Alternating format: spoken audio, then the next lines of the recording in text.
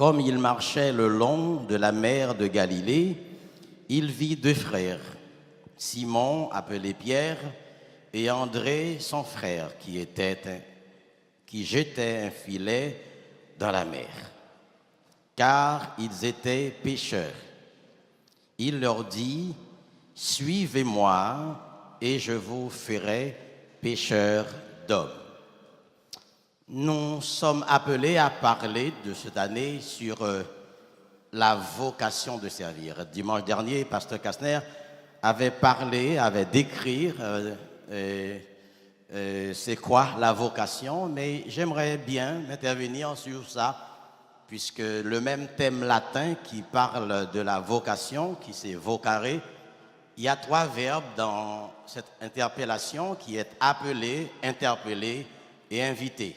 Donc le même vocare, il y a trois verbes là-dedans, appeler, interpeller et inviter. Et ce matin, j'aimerais bien parler de inviter. Et j'aimerais bien prendre un texte parallèle avec le texte de base qui est Matthieu 11, 28, qui nous dit ceci, « Venez à moi ». Vous avez invité. « Venez à moi, vous tous qui êtes fatigués et chargés, et moi, Dieu, Jésus, je vous donnerai du repos. » C'est une invitation. Parlons de deux différentes invitations. Nous allons parler de l'invitation, comme nous avons fait dans le livre de Cantiques de Cantiques, invitation sur le sens figuré, sur le sens propre et le sens figuré du thème. Nous tous qui là, nous chaque participer dans une invitation différente.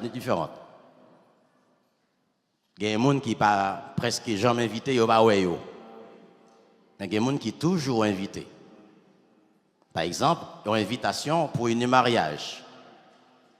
Le marié sélectionne parmi l'assemblée et gagnant qui fâché, bon, m'zamou pas invité, en fait, c'est pas faute li, il gagne un nombre de places. Il sélectionne parmi les invités et voilà pourquoi lorsque le pasteur invite les futurs mariés à passer par devant, toute l'église a été invitée. Et pourvu que toute l'église a été invitée, donc vous êtes là pour prier, même quand vous ne serez pas à la salle, mais vous priez pour que tout se passe bien. Est-ce que c'est bon?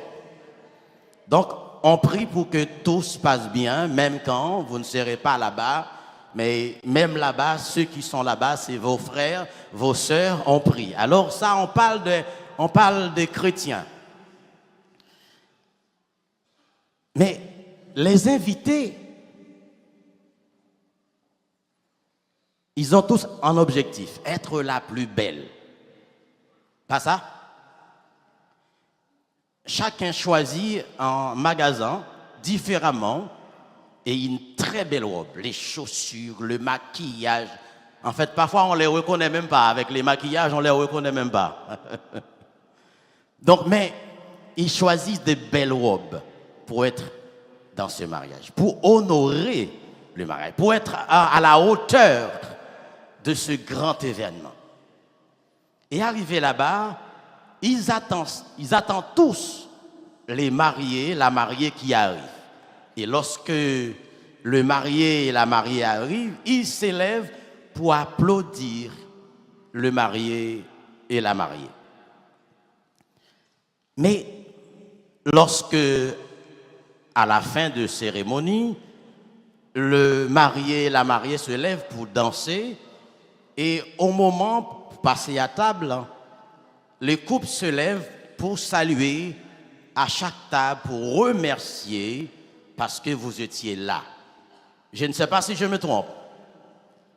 Le marié se lève pour saluer, pour remercier, et en te regardant, toi tu dis au marié, « Ah, vous êtes beau, belle. » Et lui il te répond, « Vous aussi, vous êtes beau et belle. » En fait, il y a une réciprocité entre les deux.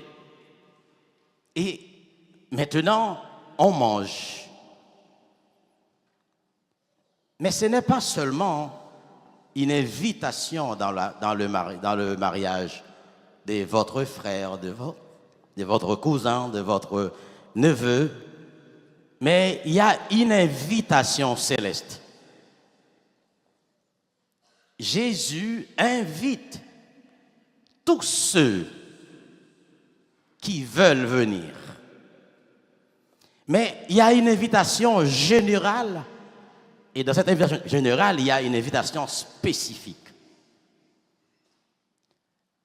La spécificité dans l'invitation, c'est qu'il veut dire qu'il a choisi des diacres, il a fait choix des évangélistes, au milieu de toute invitation générale. Et de là, nous sommes là pour servir Dieu. Et pourvu que nous sommes là pour servir Dieu, étant qu'invités, les textes nous invitent à dire « Venez à moi, vous tous qui êtes fatigués ». Nous étions tous dehors et nous sommes rentrés dans la cour de Dieu pour servir. Maintenant, dans Ésaïe 61, le verset 10, nous allons lire ce texte et nous invitons à merci. Ésaïe 61, le verset 10 nous dit ceci. Est-ce que vous pouvez le lire vous-même?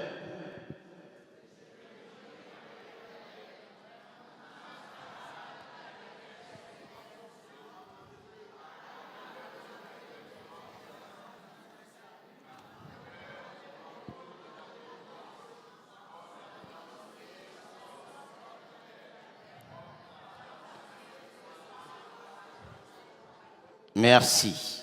Je me réjouirai en l'Éternel, mon âme sera ravie d'allégresse en mon Dieu, car il m'a revêtu des vêtements du salut. En fait, quand tu es invité à un mariage, ce n'est pas le marié qui t'a donné la robe. Tu es parti toi-même, tu as dépensé beaucoup pour être là-bas. Plus belle, plus beau. Mais l'invitation que Dieu a faite, ce n'est pas vous, c'est lui qui vous a donné ce vêtement. Et ces vêtements, lorsqu'il t'a donné ce vêtement de salut, il y a des principes à adopter.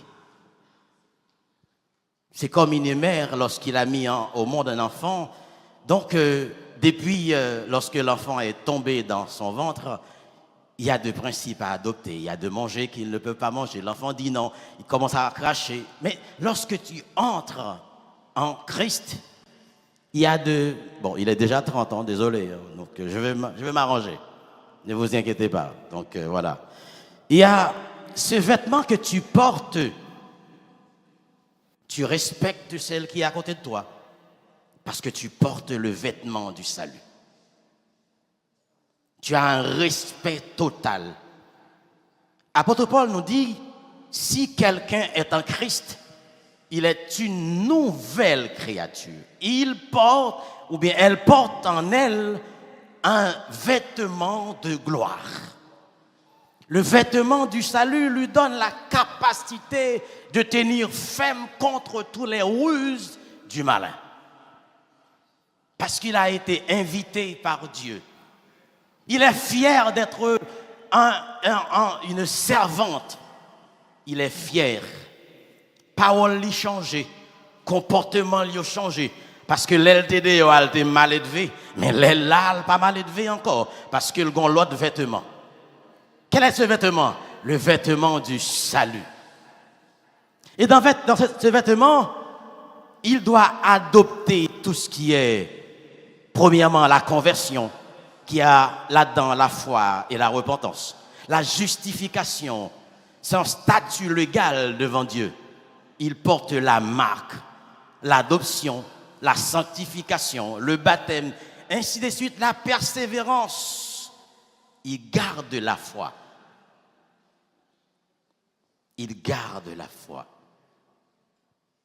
Il aime celles et ceux qui sont à côté de lui. Il aime bien sa femme, il aime bien son mari, il aime bien ses enfants. Parce tu portes en toi-même la marque de Christ. Mais ça ne veut dire pas pourtant qu'il n'y aura pas de souffrance au milieu de nous. Au contraire, il y aura tant de souffrances. Mais prenez courage, puisque les souffrances dans lesquelles tu te trouves ne seront pas jusqu'à la fin. Donc c'est une sorte d'épreuve. Nous allons terminer. Le deuxième paragraphe du texte nous dit « Il m'a couvert du manteau ». Et dans cette version, il dit « du manteau de délivrance ». Mais dans l'autre version, il dit « du manteau de la justice ». Est-ce que vous imaginez pourquoi on t'a invité? On t'a mis sur toi. En fait, quelle que soit la puissance qui gado, il y a deux bagailles sur. Manteau du salut, manteau de la justice. Pardon, le vêtement du salut, le manteau de la justice. Tout côté au cherche au bagao. Non, tout côté au cherche ou yo pas qu'à joindre nous parce que ou gen sou yo manteau de la justice. Pendant que je dis ça là, je me rappelle en fait Timon moi était encore en Haïti. Et puis, madame, moi, était un seul qui mourit. Et puis, il y a une famille qui est partie aller à Gangan pour aller sécuriser tout le reste. Et puis, le poté dans l'ispe là, Timoun Mayo. Par contre, tu comprends, non?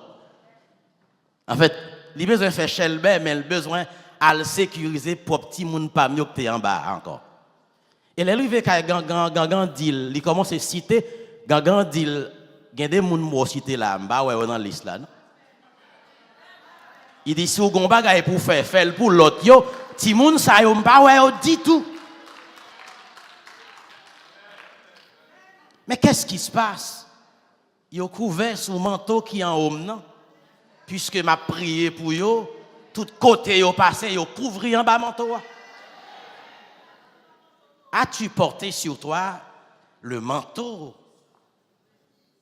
du salut, puisque tu as été invité à quitter le monde, à rentrer dans le monde du Christ?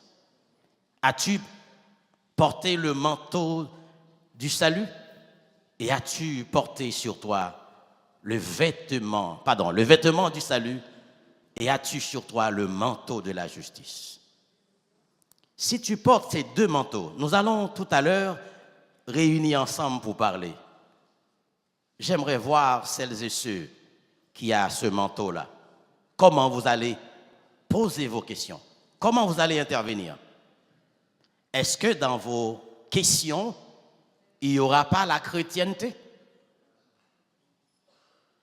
En quel que soit ça que vous avez fait, sache premièrement, tu as sur toi le vêtement du salut et le manteau de la justice. Soyez bénis.